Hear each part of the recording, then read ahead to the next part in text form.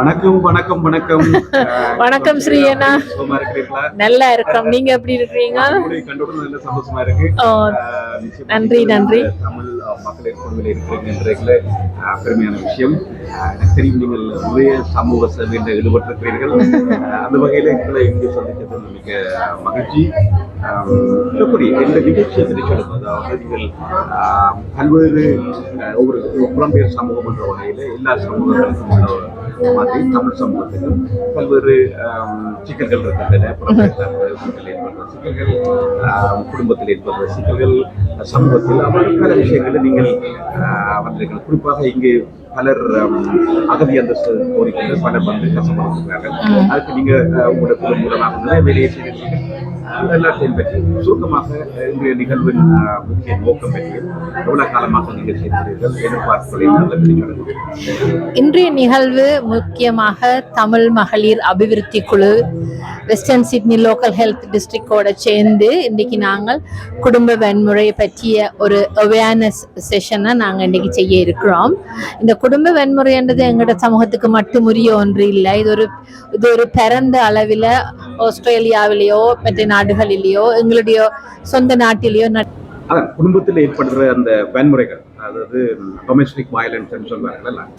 ஆமாம், முக்கிய கருப்பொருளாக இது நாங்கள் இந்த வன்முறை நாங்கள் சொல்றதுக்கு முதல் நாங்கள் ஒரு நல்ல குடும்பத்திலே ஒரு கணவன் மனைவிக்கு இடையில அவர்களுடைய மனக்குழப்பத்தை ஏற்படுத்தக்கூடிய ஒரு விஷயத்தை பற்றி தான் நாங்கள் இங்கே சொல்ல வாரோம். உண்மையில ஒரு திருமணம் என்கின்ற ஒரு பந்தத்தில் இணைகின்ற ஒரு ஆணும் பெண்ணும் ஒரு நல்ல வாழ்க்கையை வாழ வேண்டும். அவர்களுக்கு ஊடாக அந்த குடும்பத்திலே குழந்தைகள் நல்ல குழந்தைகளாக வளர வேண்டும். அதே நேரத்தில் அவர்களுக்கு பெற்றோரை அவர்கள் கவனிக்க வேண்டும்.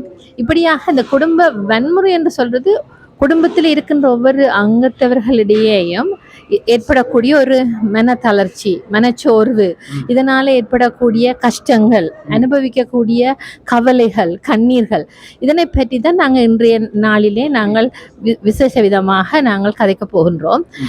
இது உண்மையிலேயே ஒரு மனநிலை பிரச்சனைக்கு கூட வழிவகுக்கக்கூடிய ஒரு முக்கியமான விஷயம். இதனாலே தான் western Sydney local health district Tamil மகளிர் அமைப்பை எங்களுடைய தமிழ் விமன் டெவலப்மெண்ட் குரூப்பை எங்களுடைய தொடர்பு கொண்டு எங்களுடைய சமூகத்துக்குள்ளேயும் இருக்கக்கூடிய இந்த பிரச்சனைகளை எத்தனையோ பேர் அறியாமல் இருக்கின்றார்கள். எத்தனையோ நாங்கள் அகதிகள் என்று பார்ப்பதற்கும் படிக்காதவர்கள் என்று பார்ப்பதற்கும் இடையில் படித்தவர்கள் மத்தியிலே தான் இந்த பிரச்சனை அது வெகுவாக இருக்கின்றது. குடும்பத்துக்கு ஏனென்று சொன்னால் நிச்சயமாக அது எங்களுடைய சமூகத்திலே பெண்கள் அடங்கி போக வேண்டும்.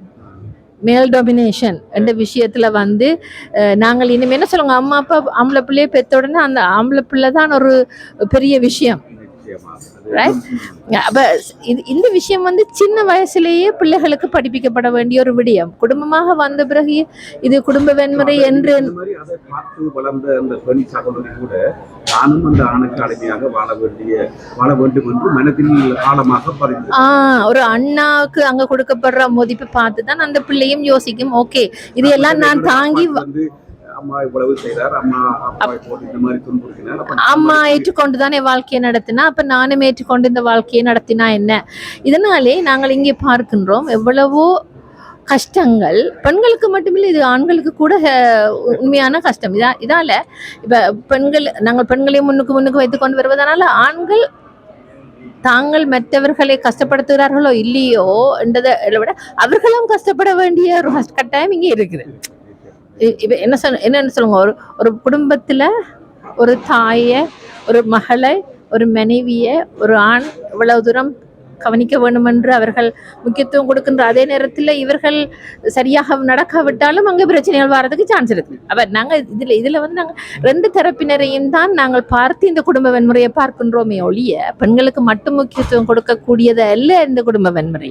இதுல இங்கே உண்மையிலேயே ஒரு குடும்பத்தினுடைய ஒருவர் மட்டும் பிரச்சனைக்கு காரணமாக இருக்க முடியாது. அதே நேரத்தில் குடும்ப வன்முறை என்று சொல்கின்றது பிள்ளைகள் பெற்றோருக்கு. இப்ப என்னன்னு சொன்னா, இப்ப வயது வந்த பெற்றோர்கள் இலங்கையிலிருந்து இங்கு தங்களுடைய பேர குழந்தைகளை பார்ப்பதற்காகவோ தங்களுடைய பிள்ளைகளுக்கு உதவி செய்வதற்காகவோ வருகிறார்கள். ஒரு கட்டத்திலே அவர்கள் தங்களுடைய இயலாமையை வெளிப்படுத்துகின்ற பொழுது இந்த பிள்ளைகள் தங்களுடைய வேலை பளுக்கள், நிதி நிலைமைகள், கஷ்டங்கள் எல்லாவற்றையும் அந்த கஷ்டத்தை தங்களுடைய பேரண்ட்ஸில் தான் கொண்டு போய் போட வேண்டிய ஒரு கட்டாயம். அது கூட ஒரு குடும்ப வன்முறை தான். குடும்ப வன்முறை என்பது ஒரு ஆண் பெண்ணை அடிமைப்படுத்துவது மட்டுமல்ல.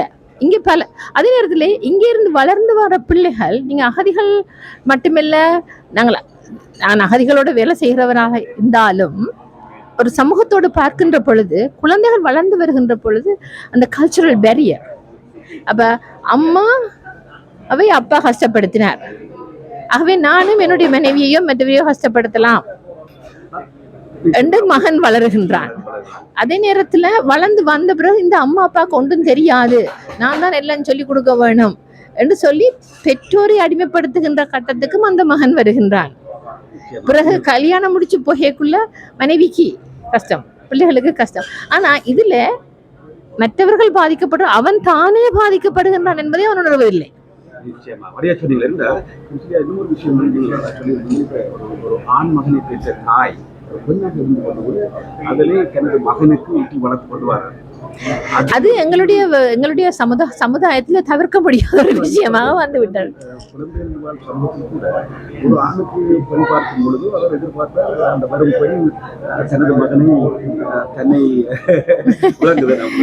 நிச்சயமாக பெண்களால் திருத்தப்பட வேண்டிய ஒரு தேவையாக கட்டாயமாக ஒரு அதான் தனக்கு விரப்போகிற அந்த மருமகள் சுதந்திரமாக வாழ வேண்டும். அதற்கு தன் மகனை தயார் சரியா சொன்னீங்க. இந்த ஒரு முக்கியமான விஷயத்துக்கு நாங்கள் கட்டாயமா ஒரு முக்கியம் கொடுக்க வேண்டிய, ஒரு அம்மாவாக ஒரு மகனை அந்த எதிர்காலத்துக்கு வளர்க்க வேண்டிய ஒரு பொறுப்பு அந்த தாயிடம் தான் இருக்கின்றது.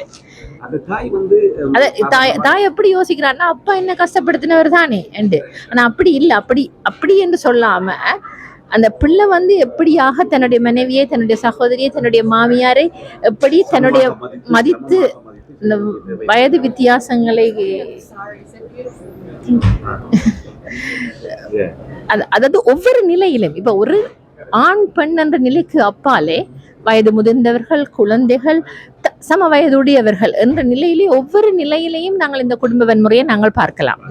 நிச்சயமாக அது ஒரு நோக்கமாக இருக்கிறது குடும்ப வன்முறை. அது நீங்கள் சொன்ன மாதிரி இங்கு வெறும் அகதி அந்தஸ்து வெறும் மக்களுக்கும் பல உதவிகளை செய்து வருகிறீர்கள். அது தவிர வேறு ஏதாவது தமிழ் மகளிர் நாங்கள் இங்கேயும் ஆஸ்திரேலியாவிலேயும் எங்களுடைய சமூகத்திலே, எங்களுடைய மத்தியிலே வாழ்கின்ற பெண்களுக்கு மனநிலை சம்பந்தமான கஷ்டங்கள் வருகின்ற பொழுதும் அவர்களை நாங்கள் சரியான கவுன்சிலிங் மூலமோ அல்லது சரியான உதவியை அவர்கள் தேடக்கூடிய இடத்திலே அவர்களை வழிநடத்துகின்றோம். நிதி உதவி தேவைப்படுகின்ற இடத்தில் நிதியுதவி செய்யக்கூடிய பல நிறுவனங்களை அணுகி அவர்களுக்கு அந்த வாய்ப்பு, நிதி வாய்ப்புகளை ஏற்படுத்தி கொடுக்கின்றோம். வேலை வாய்ப்பு, அதனை விட இன்னும் ஒன்று சொல்லப்போனா அதே நேரத்துல இந்த வீட்டு பிரச்சனை, இப்ப நீங்க பாத்தீங்கன்னா ரெண்டல் அசிஸ்டன்ஸ், வீடின் விலைகள் அதிகரிக்கின்ற நேரத்துல வீடு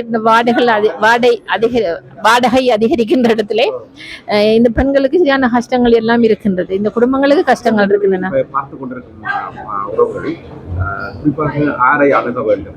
இந்த நிறுவனம் செய்கிறார்கள், அது எனக்கு பிரச்சனை அல்லது குடும்பத்துக்குள்ள பிரச்சனை, நான் அணுகி அவர்களிடமிருந்து ஆதரவு அல்லது ஆலோசனை பெற வேண்டும் என்றால் எப்படியான அணுக வேண்டும்?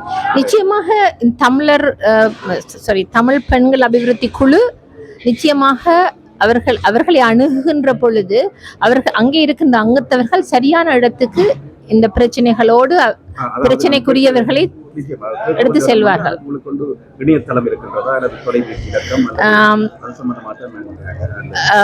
இப்ப என்னன்னு சொன்னா, எங்களுக்கு ஒரு பொதுவான இணையதளம் அல்லது பொதுவான டெலிபோன் நம்பர் என்பது கொஞ்சம் கஷ்டமான விஷயமா இருக்கிறபடினால நான் என்னன்னு சொன்னா,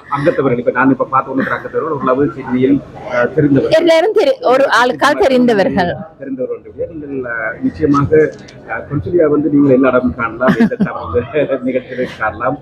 அவர்கிட்ட போய் சந்திச்சாலே நிச்சயமாக நாங்கள் எங்களையும் சந்திக்கின்ற ஒவ்வொருவருக்கும் சரியான வழிமுறைகளை காட்டுவோம், சரியான வழிமுறைகளையும் சரியான இடங்களையும் அவர்களுக்கு காட்டி கொடுப்போம் என்பதில் உண்மையிலே நாங்கள் தமிழ் விமன் டெவலப்மெண்ட் குரூப் உண்மையிலே பெருமை அடைகின்றோம். எங்களுடைய இந்த சிரமமான நேரத்திலையும் உடனே கேட்ட உடனே முன் வந்து சொன்னதை தேங்க்யூ ஸ்ரீ அண்ணா, தேங்க்யூ. இந்த சந்தர்ப்பத்துக்கு நன்றி.